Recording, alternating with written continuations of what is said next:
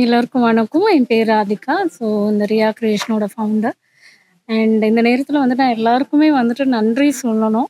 So இங்க வந்த அனைத்து ப்ரெஸ்ஸுக்கு ஃபர்ஸ்ட்டு ரொம்ப தேங்க்ஸ். இத நல்லபடியா கொண்டு ரீச் பண்ணி குடுங்க.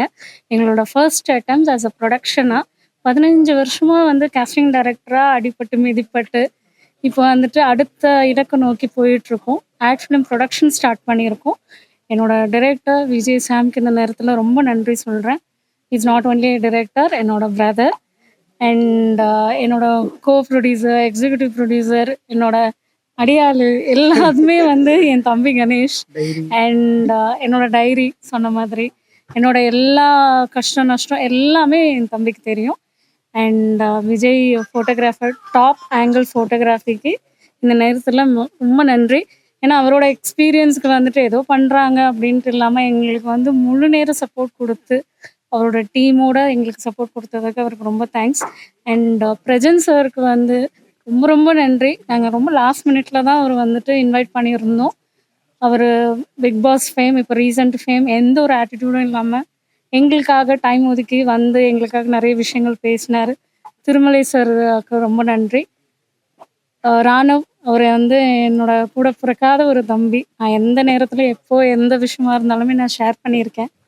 அவர் ராதா என்னோட அவங்க ரொம்ப பிரபலமான நடிகையாக இருந்தாலும் என்னோட தோழி. நான் ஒரு வார்த்தை சொன்னதுனால எங்களுக்கு சப்போர்ட் பண்ணணும், இவங்க ஒரு புது டீம், ஒரு புதுசாக இருக்கிறாங்களே இவங்களுக்கு எதுக்கு அப்படின்னு நினைக்காம ஒரு கேலண்டர் லான்ச் வந்துட்டு நிறைய வெளிநாட்டில் நாங்கள் பார்த்துருக்கோம்.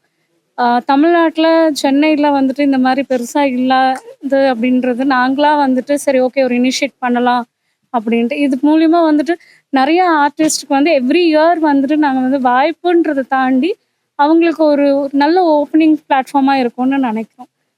மீடியா எல்லாருக்கும் நன்றி.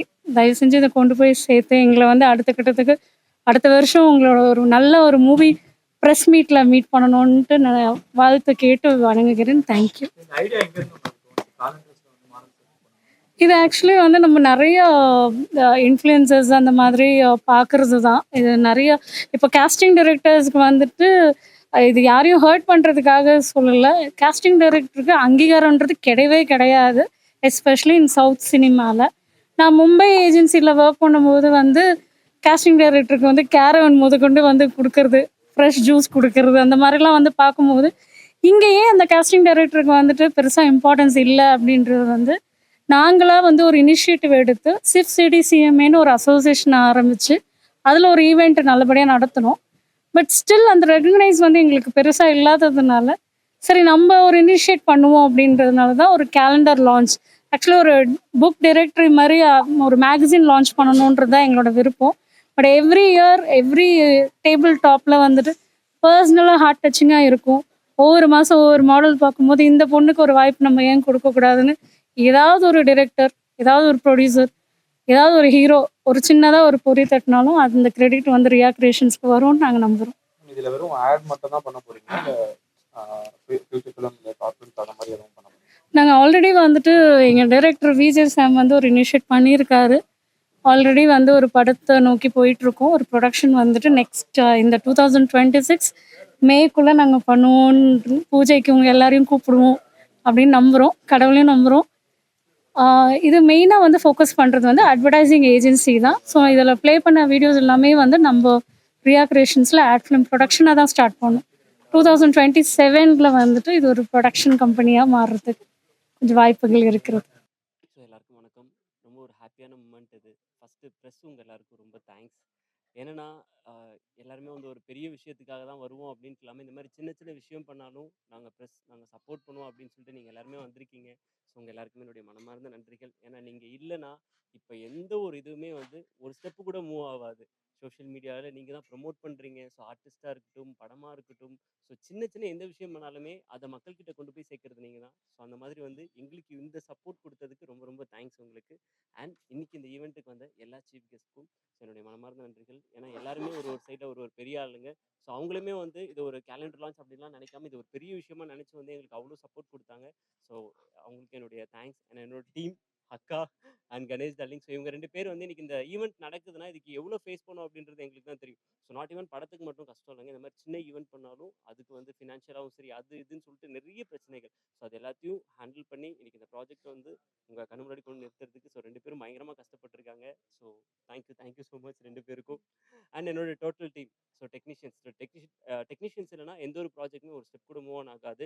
ஸோ அது மட்டும் இல்லாமல் அது எந்த டெக்னீஷியனாலும் இருக்கட்டும். ஸோ அந்த நம்மளுக்கு ஃபுட்டு கொடுக்குறவங்க கூட வந்து ஸோ அவங்க இல்லைன்னு வச்சுக்கோங்களேன், அந்த வேலை அன்னைக்கு ஒழுங்கா நடக்காது அப்படின்னு நினைக்கலாம். ஸோ A to Z என்னோட டெக்னீஷியன்ஸ் எல்லாருக்கும் thank you darlings, thank you so much. So நீங்கள் இல்லைன்னா இன்னைக்கு இந்த அளவுக்கு எதுவுமே நடந்திருக்காதுன்னு நினைக்கிறேன். ஸோ உங்களுக்கு ரொம்ப தேங்க்ஸ்.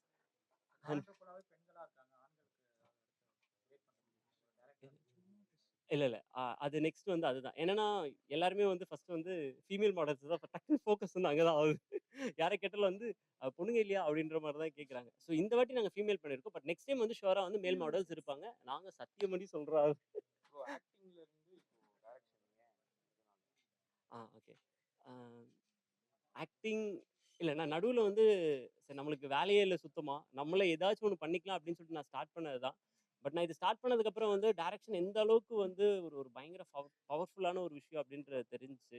ஸோ இப்போ நான் வந்து டைரக்ட் பண்ணும்போது கண்டிப்பா நான் ஆக்ட் பண்ணக்கூடாது அப்படின்னு ரொம்ப ஃபோக்கஸ்டா இருக்கேன். இதுக்கப்புறம் நான் ஃபியூச்சர்ல நான் படம் பண்ணாலும் சரி, இல்ல நான் ஆக்ட் பண்ணாலும் சரி, கண்டிப்பா அதில நான் ஆக்ட் பண்ண மாட்டேன். ஸோ டைரக்ஷன் அந்த வேலைய நான் ஒழுங்கா பார்க்கணும்னு நினைக்கிறேன். ஏன்னா அதுக்காக எவ்வளோ கஷ்டப்படுறாங்க. ஏன்னா நான் இங்க இருக்கேன், எனக்கு பிரச்சனை இல்ல. நான் இதுக்கு முன்னாடி நடிச்சிருக்கேன். டைரக்ஷனுக்காகவே வந்து ஊர்ல இருந்து வந்து ரூம்ல தங்கி சாப்பாடு இல்லாம ஒரு சில பேர்லாம் டீ மட்டுமே குடிச்சிட்டு வாழ்ந்திருக்கோம்லாம் சொல்றாங்க. ஸோ அவங்களெல்லாம் பார்க்கும்போது வந்து நான் பண்றதெல்லாம் ஒண்ணுமே கிடையாது. எனக்கு வாய்ப்பு கிடைச்ச மாதிரி அவங்களுக்கும் வாய்ப்பு கிடைக்கணுன்றது தான் என்னோட பிரேயர்ஸ் அண்ட் என்னோட விஷஸ்.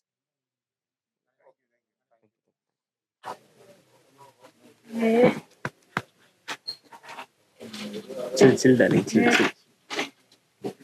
அக்கா இது எல்லாருக்கும் காரணம் அக்கா தான். அப்புறம் Sam bro. Chill darling. He started his career as a heroine assistant. ஒரு அசிஸ்டண்ட்டா இருந்து அது எவ்வளோ ஒரு வலி இங்கே வந்து அவன் நிற்கிறதுக்கு அந்த கண்ணீருக்குண்டான காரணம் எனக்கு தெரியும். ஏன்னா என்னோட ஹீரோயின்ஸ்க்கு வந்துட்டு இவர் எனக்கு என்னை விட எவ்வளவோ சின்ன பையன். ஸோ நான் வந்து 15 வருஷமாக இருக்கேன் அப்படின்னா என்னோட ஸ்டார்டிங் என்னோட ஹீரோயின் கெரியர் நான் ஸ்டார்ட் பண்ணும்போது என்னோட கேஸ்டிங்கில் தம்பி தான் வந்து அசிஸ்டண்ட்டாக இருந்தார். இப்போது அசிஸ்டண்ட்லேருந்து ப்ரொடக்ஷன் மேனேஜர்லேருந்து எக்ஸிக்யூட்டிவ் ப்ரொடியூசர், இப்போ கோ ப்ரொடியூசர், நாளைக்கு மெயின் ப்ரொடியூசர். அதான் எல்லாருக்குமே நன்றி. தேங்க்ஸ். ஆக்சுவலி வந்து கணேஷ் அழுததுக்கு காரணம் என்ன, சும்மா கேமரா பார்த்துட்டோம் அதுக்காக ஒரு எமோஷனல் அழணும் அப்படின்ட்டுலாம் இல்லை. அதுக்கு பின்னாடி நிறைய பெயின் இருக்கு. என்னன்னா இங்க வந்தா வந்து நீ ஒரு வேலை செஞ்சனா அந்த வேலையிலேயே இருக்கணும் தான் அப்படின்னு நினைக்கிறாங்க கடைசி வரைக்கும். நீ அசிஸ்டண்டா வந்தனா கடைசி வரைக்கும் நீ அசிஸ்டண்டா இருக்கணும், நீ அடுத்த கட்டமே போகக்கூடாது, நம்ம கூட இருக்கவங்களே நினைக்கிறாங்க. அது கிடையாதுங்க. இங்க இருக்க எல்லாருமே மேலே வரணும், எல்லாருமே உழைச்சு தான் மேலே வரணும்னு நினைக்கிறாங்க தவிர சும்மா வந்து ஊர் சுத்திட்டு வந்து மேலே வரணும்னு நினைக்கல. ஸோ அதனால வந்து கூட இருக்கவங்களே தயவு செஞ்சு இதை பண்ணக்கூடாது அப்படின்றது என்னோட தாழ்மையான கருத்துக்கள். டார்லிங் இன்னும் நீங்க மேலே வரணும், அதுக்கு என்னோட விஷஸ். ஸோ கஷ்டப்படுற எல்லாருமே வந்து நல்ல ஒரு நிலைமைக்கு போகணும். Thank you for media and press and special thank to Riya creation Radhika ma'am. நான் 2024 ஒரு கேலண்டர் பண்ணேன், பட் இந்த அளவுக்கு அது பெரிய இது இல்லை. பட் மேம் சூப்பராக பண்ணிட்டாங்க அண்ட் எல்லாத்துக்குமே ஒத்துழைச்சாங்க. நான் என்னென்ன கேட்டனோ அதெல்லாம் இது பண்ணாங்க. அண்ட் சாம் சார் எதுக்குன்னா ரொம்ப இதுவாக பண்ணார், எதுவுமே டிஸ்டர்பே ஆகாமல் பண்ணார். அண்ட் கணேஷ் என்ன வேணுமோ சார் 10 நிமிஷம் இருங்க பண்ணிடுறேன்னு சொல்லுவார். ஸோ இது நெக்ஸ்ட் அகெயின் மாதம் வேறு ப்ராஜெக்டில் வரணும்னு வாழ்த்துறேன். தேங்க்யூ. எல்லாருக்கும் வணக்கம். ரொம்ப thanks first Riya creations Radhika அக்காவுக்கு. அடுத்து உங்களோட டைரக்டர் அண்ணன் விஜய் சாம் அண்ணன், உங்களுக்கு ரொம்ப தேங்க்ஸ். அப்புறம் கணேஷ் அண்ணனுக்கு எல்லாருக்கும், அப்புறம் எங்களோட டீம் எல்லாருக்குமே ரொம்ப நன்றி.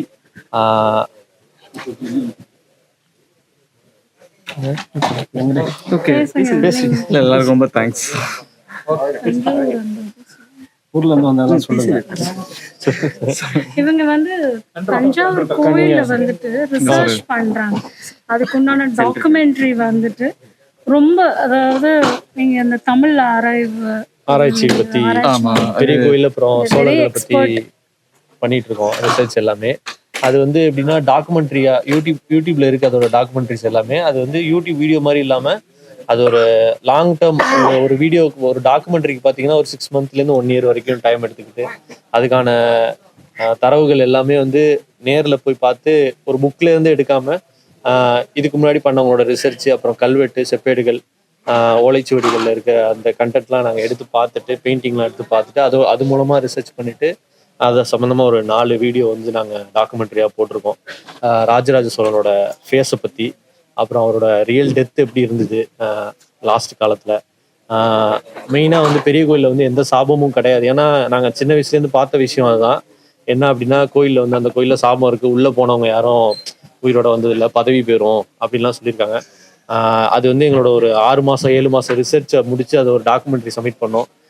அது நிறைய பெரிய பெரிய ஃபாரின்லலாம் பேப்பர்ஸாக வந்துச்சு வெளியில். அது என்னன்னா, அது மாதிரி எந்த சாபமும் கிடையாது கோயிலில் அப்படின்னு சொல்கிறது தான் அந்த ரிசர்ச் அது. ஏன்னா அதுக்கான முக்கியமான தரவு என்ன ஆகும்னா, மெயினாக ஒரு ஃபோட்டோ அந்த இதில் இருக்கும். அது வந்து காமராஜர் ஐயா வந்து சிஎம்மாக இருக்கும் போதே கோயிலுக்குள்ளே நிற்கிறது தான். அப்படி பார்த்தாலே அது அவங்க சொல்கிற தியரி எல்லாமே உடஞ்சி போயிடுச்சு. இது மாதிரி இன்னும் நிறைய ஒரு ரிசர்ச் இருக்குது. அது ஒரு 40 மினிட்ஸ் டாக்குமெண்ட்ரி. உங்களுக்கு டைம் இருந்தால் நீங்கள் அதை பாருங்கள். ஒரு 7 month ரிசர்ச் அது. தேங்க்யூ.